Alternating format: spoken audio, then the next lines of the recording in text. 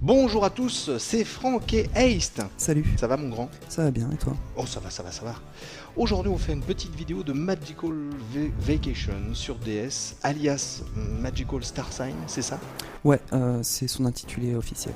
D'accord. Donc un jeu édité par Nintendo, développé par Brownie Brown. Date de sortie en France 2007, janvier 2007. Voilà, c'est ça, il est prévu en France en janvier 2007, aux États-Unis c'est ce mois-ci qui sort, si je me rappelle bien, Ouais. et il est déjà sorti au Japon. Bah forcément, puisqu'on y joue sur la version japonaise. Quelle logique. Mais c'est dingue. Des fois tu m'effraies. Je suis un peu le Marc Lesguy de la rédac. Le Mac Lesguy de la rédac, fais gaffe, ça va te suivre sur les forums ça. Donc Ace te le dit lui-même, c'est le Mac Lesguy de la rédac. Sans lunettes. Sans lunettes. Donc c'est un RPG. Le premier était sorti sur GBA en 2001, c'est ça? C'est ça. Je me trompe pas? Non, du tout. C'est bien alors, je suis content. Donc tu te bats là en ce moment contre un gros lapin rose et 3 blocs de glace. Voilà, on va dire ça comme ça. Des blocs de glace dont on peut à peu près discerner la forme. Enfin, ce qui se cache en dessous. Oui. Sachant qu'ils vont évoluer au fil de combat. C'est des genres de dragons. Ouais, voilà, alors qu'est-ce que ça va être? Surprise. En effet, il y a de la vapeur. Et ben voilà. Un dragon qui a l'air très menaçant. Avec un nez rouge? Avec un gros nez rouge. Oh là là. Et là, un genre d'abeille violette avec qui ressemble un peu à un poisson rouge. Et là, on a Sardine Boy. Ah non, c'est pas lui. Le Sardine Boy n'est pas de retour. Donc voilà, donc du RPG. Et la durée de vie de ce truc-là, je pense que ça doit être encore phénoménal. J'en ai aucune idée, je n'ai pas trop avancé dedans. Bon. En tout cas, le graphisme est bien rigolo. Oui, il est assez cartoon, il est assez coloré. Cette vidéo va vraiment servir à vous présenter les combats très rapidement. On n'est pas là pour vous décrire exhaustivement tout ce qui se passe. Première chose à savoir, c'est que en fait, le jeu se base beaucoup sur un système d'orbite, de planète en orbite. Sachant que selon la planète sur laquelle on se trouve et selon son orbite, vous voyez sur l'écran du haut, il se trouve dans un... Nous on est sur la petite planète bleue qui se trouve en haut à droite en fait. Ah oui, donc t'es loin du centre. Non, ça n'a aucune influence. C'était bien de le remarquer, c'est pertinent. J'ai tenté quelque chose, je me suis dit bon, on sait jamais. Je vais peut-être dire enfin un truc intéressant. Eh bien, mesdames et messieurs, non, pas du tout. Franck et les RPG, c'est une histoire de haine. Ah oui, ça c'est un truc auquel je ne comprends rien. RPG, ça c'est un truc. Je te rassure, je suis pas non plus un grand spécialiste. Ah non, mais d'y jouer déjà, je t'admire moi. Donc, selon la planète, la position de la planète sur l'orbite, les personnages qui auront le même signe, c'est-à-dire le signe qui est affiché dans le quart dans lequel la planète se trouve, seront plus forts. Et ceux qui sont sur le signe qui est opposé seront forcément plus faibles. D'accord. Sinon, d'autres particularités, bon, je vais quand même avancer dans le combat, je suis désolé de ne pas vous montrer vraiment ce qui se passe au niveau des animations. Donc là, c'est un coup normal, c'est juste le coup normal. Ah oui, la patate dans sa face. Maintenant, on a le petit lapin, vous avez vu au début de la vidéo, j'ai déplacé, on peut déplacer les personnages pendant le combat sur le premier ou le deuxième front. Oui. Selon leur position en fait sur ces fronts-là, ils pourront agir sur des effets de façon générale. C'est-à-dire que s'ils se trouvent derrière, ils auront des effets de zone. Toute leur magie s'appliqueront soit sur tous les adversaires, si c'est des sorts offensifs, soit sur tous nos personnages si c'est des sorts défensifs. Défensifs, ok, d'accord. Ça c'est pratique. Ça existe dans d'autres trucs ou pas ça? Je sais pas, voilà, là tu vois par exemple je montre mes carences en termes de vis-à-vis du RPG, je ne sais pas, je pense que oui, je pense que c'est pas du tout une innovation. Mais on demandera à Logan Romendi. Ou qui. En tout cas, c'est efficace. Voilà, c'est bien, ça permet en plus, parce que bon, vous avez là, on se trouve face à des adversaires qui se trouvent sur plusieurs plans, il y en a beaucoup, donc c'est intéressant. Après, s'il n'y a qu'un seul adversaire qui est puissant, mieux vaut rester avec 3 personnages au premier plan. D'accord. Sinon, voilà, au niveau des magies, voilà, vous voyez, mes magies ici sont de ce signe-là, et donc, comme on l'a vu, en orbite, ah bah non, je me suis trompé, c'est pas ça. Donc, c'est bien, je ne serai pas le seul à être ridicule aujourd'hui. Aïe. Enfin, moi au moins, j'arrive à y jouer. Oh là, tu l'as enfermé dans un cube. Voilà. Mais c'est monstrueux. 135 points de vie quand même. Ça, c'était pas mal. Attention, le lapin remue les fesses. Ça ça va moucher rouge. Il vous danse lambada. Un peu hippie. Ouais. Là, il nous a enlevé des... Je crois qu'il nous a plutôt enlevé des points d'attaque en fait. D'accord. Elle est presque morte. Pour moi, c'est super compliqué. Là, il t'a éternué dessus. Mais dis donc, là aussi... c'est riche. Le jeu est très très humoristique. Hein. Ouais, non, mais c'est prend vraiment clair. pas au sérieux. Alors, est-ce qu'on peut préciser d'ailleurs un petit truc à ce niveau-là, à tous les gens qui nous regardent et ceux qui rentrent sur les forums?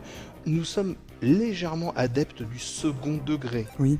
Le second degré. Faites des petites recherches sur Google, vous allez voir, vous allez tout à fait comprendre. Alors qu'on ne se moque pas forcément des jeux, on n'est pas sérieux. Voilà. C'était une petite parenthèse. Il doit y avoir des exceptions quand même. Oh oui, je pense. Oula, t'as morflé là, mon grand. Non, justement, je me suis régénéré. Ah, pardon. T'es un peu le rente-enfant du RPG. J'avoue que tu dis un truc, c'est le contraire qui se passe. En fait. Exactement, voilà, tu as trouvé la définition qui me correspond vraiment à la perfection. Je suis le rente-en-plan du RPG. Je n'y pipe rien. C'est vraiment un truc monstrueux pour moi, le RPG. Bon, bah écoute, est-ce que tu veux rajouter quelque chose? Non, j'aurais bien aimé vous montrer l'efficacité du système donc d'Orbit, mais j'ai pas de mise en pratique là direct, parce qu'aucun personnage qui naît dans le signe en question. D'accord. Mais bon, il faut savoir que si vous vous trouvez sur une planète qui se trouve dans un des quarts de l'orbite avec un signe particulier, si un des personnages a une magie qui correspond à ce signe, ben, vous allez faire des effets beaucoup plus puissants. Okay. On a à peu près résumé le concept. J'ai compris, ça j'ai compris. Eh bien écoute, c'est sur ces bons mots qu'on va se quitter. On a vu une vidéo de Magical Vacation, alias Magical Star Sign sur DS, un jeu Nintendo développé par Brownie Brown, sorti en 2007. On vous en dit pas plus. C'était Haste d'un côté et le rente-en-plan du RPG de l'autre, alias Franck. On vous fait une grosse bise sur le nez, on vous dit merci beaucoup d'avoir regardé cette vidéo, à bientôt, ciao, salut à tous. Salut. Ah, je te retiens, toi. Tu vas aller relire tout tes Lucky Luke.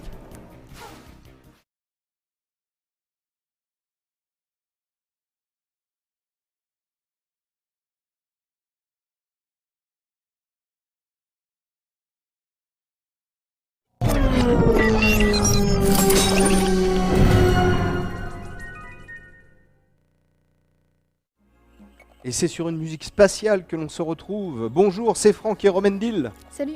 On se retrouve aujourd'hui pour une vidéo de Magical Star Sign sur DS, un jeu Nintendo développé par Brownie Brown. C'est marrant ça, c'est marrant comme nom de développeurs. Brownie Brown, ouais. Brownie Brown. C'est bizarre. C'est du RPG, c'est sorti le 9 février. Ça sort le 9 février, ça sort demain. Ah mais c'est dingue, tu en avances sur ton temps comme d'habitude. C'est pour les 7 et plus, et ben voilà, je vais te laisser l'insigne de nous expliquer exactement de quoi il en retourne. Alors c'est un RPG, comme tu l'as deviné. C'est dingue. Je pense. On vous l'avait déjà présenté, c'était Haste qui vous l'avait présenté. Exact, c'est exact. Vous aviez fait une vidéo donc, à l'occasion de la preview à partir de la version japonaise. Là encore une fois pour des raisons de commodité, c'est la version américaine, vous en rendrez pas trop compte parce que là on verra peut-être pas de texte. Les textes évidemment seront entièrement traduits pour la VF, ouais. Donc pas de problème à ce niveau-là. Vous êtes mignons tous, ça vous suit en rang d'oignons comme ça. Ils sont obéissants les autres, hein, dis donc. Non, c'est vrai que c'est très mignon comme jeu. Donc déjà, comme tu vois, le graphisme est très sympathique. Oui. C'est pas tout à fait dans le style de Children of Mana qu'on a vu, qui était également très beau sur DS. C'est un autre genre, mais tout aussi mignon, je trouve, tout aussi détaillé. Les personnages sont peut-être un petit peu petits, je sais pas ce que t'en penses. Mais ouais, on les entreaperçoit, mais on les voit pas vraiment bien. Puis surtout, ça permet de les voir tous, là, comme on voit, ils me suivent tous. Et je vais monter à bord du vaisseau, puisque c'est un jeu qui se passe dans un contexte un petit peu science-fiction, futuriste, tout ça. Et je vais en fait pas me téléporter, je vais m'envoler vers une autre planète. Là, on voit, on a différentes destinations. Ouais. Alors, je vais aller vers Cassia, la planète de l'eau. En fait, chaque planète est liée à un élément, donc... tu as la terre, l'eau et le feu. Ouais, voilà. Sauf qu'il y en a 5. Earth, Wind and Fire, comme d'habitude, Boogie on the Nile. Donc tout va bien. Et tu oublies le bois. Enfin, le bois, la forêt. Le bois, wood. Wood. Earth, Wind, Fire and Wood. Et donc ça, c'est vachement important dans le jeu parce que les éléments, donc je te dis, sont liés aux planètes, mais ils sont liés aussi aux personnages. Parce que chacun de mes héros que tu vois ici, là, si je vais dans le menu, on va peut-être mieux les voir. Chacun d'entre eux est affilié à un élément. Donc tu as les 5 plus un autre, le héros que j'ai choisi. Donc je pouvais choisir de le mettre soit dark, enfin sombre, ténèbres, soit lumière. Bon là j'ai choisi lumière, mais évidemment en fonction de ce que tu vas choisir, ses sorts vont différer et ses aptitudes aussi. D'accord. Donc là on va voir tout de suite ce que ça donne en combat. Ah oui. Comme tu vois, c'est la nuit. Alors c'est la nuit, ça veut dire que mon héros n'est pas n'a pas de bonus. Si ça avait été le jour, il bénéficie de la lumière, donc il aurait été plus puissant. D'accord. Et ça va être pareil pour les autres, sauf que les autres c'est légèrement différent. Si tu passes sur la carte des planètes qu'on voit en haut de l'écran, tu vois la position des planètes, et celles qui brillent en fait, c'est celles qui sont dans leur zone respective. Donc le feu est dans la zone du feu, l'eau aussi, et la forêt aussi. Et donc les personnages qui sont liés à ces éléments, ils brillent à l'écran, comme on le voit. Donc il y en a 3 dans mon équipe, et il y a aussi les ennemis. Alors ce qui est intéressant, c'est que comme ce bonus est quand même très très efficace, là ça me désavantage parce que j'ai pas envie que les ennemis en bénéficient. Donc ce que je peux faire, c'est utiliser un sort qui me permet carrément de déplacer les planètes. Carrément. Voilà, donc tu vas voir ça. On fait toujours dans la simplicité. Le RPG, c'est toujours d'une... c'est l'une des particularités de ce jeu, je trouve que c'est vachement bien pensé. Là tu vois mon nombre de MP à gauche, mes points de magie. Ouais. Je vais en sacrifier quelques-uns pour déplacer la planète. Alors je peux déplacer celle que je veux.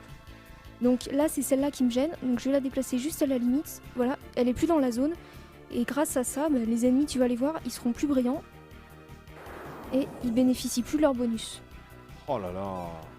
Donc, c'est super compliqué, n'empêche. Le RPG, moi, ça me... C'est l'un des points les plus compliqués du jeu, mais autrement, il n'est pas compliqué du tout. Après, il faut se familiariser avec les magies.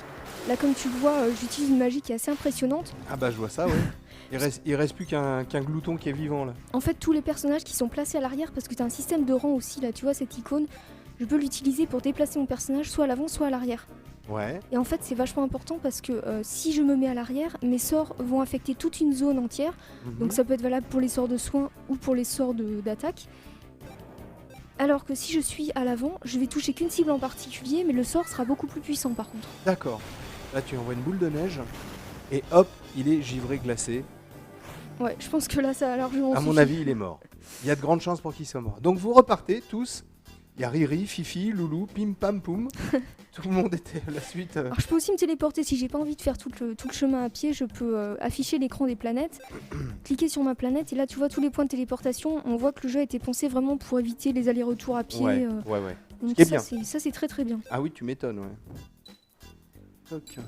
Mais c'est toi qui as fait le test. C'est toi qui as fait le test, c'est pas... J'ai fait le test, oui. Ah oui, d'accord. C'est pas Ace.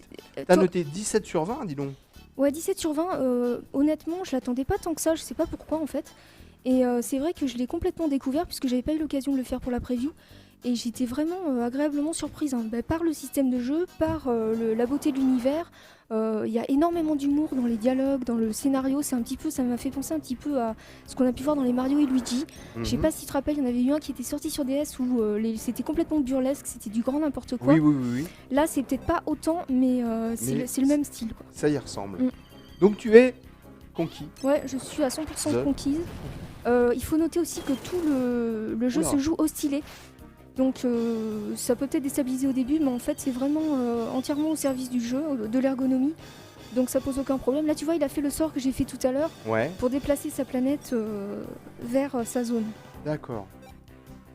Bon, en gros c'est une bonne pioche. Ouais, c'est une Et en plus c'est un jeu qu'on trouve à un petit peu moins de 40 €. Enfin bon, le prix des jeux de DS, donc c'est vraiment encore une fois un gros avantage. Sur ce genre de jeu, je pense que la durée de vie... La durée de vie, elle est vraiment... je pense qu'il faut compter une trentaine, voire plus d'une trentaine d'heures pour le finir. Là, j'en suis à peu près à une vingtaine d'heures. J'ai dû passer la moitié. Mais les combats étant un petit peu longs, ça rallonge un petit peu. Mais quand est-ce que tu dors, en fait, exactement ? Je ne dors pas. C'est pour ça que j'ai des cernes sous les yeux. Toi aussi. Eh ben, on sera deux. On va appeler la maquilleuse tout de suite pour faire un raccord maquillage. Faut savoir ce qu'on veut. Moi, je préfère jouer que dormir. Mais... Magical Star Sign sur DS, c'est un jeu édité par Nintendo, développé par Brownie Brown, c'est du RPG, ça sort demain le 9 janvier, enfin vous la verrez peut-être après vous la vidéo, c'est pour les 7 et plus et c'est noté 17 sur 20 par notre ami Romendil, donc c'est un gage de qualité. Ouais, et ce que je peux rajouter, c'est que pendant les combats t'es pas complètement passif, enfin tu te contentes pas uniquement de cliquer sur tes sorts, puisque là quand on m'attaque par exemple, je peux tenter, si je devine qui va être la cible, de cliquer au bon moment sur mon personnage pour diminuer les dégâts. Tu vois, il y a un personnage qui a brillé, ça voulait dire qu'il a limité un petit peu la casse. Et je peux faire pareil dans le sens des attaques, c'est-à-dire que quand je lance mon sort, je peux, si j'appuie au bon moment, là je vais essayer de le faire, il faut appuyer juste au moment où le cercle disparaît. Bon, je me suis loupé, c'est pas grave.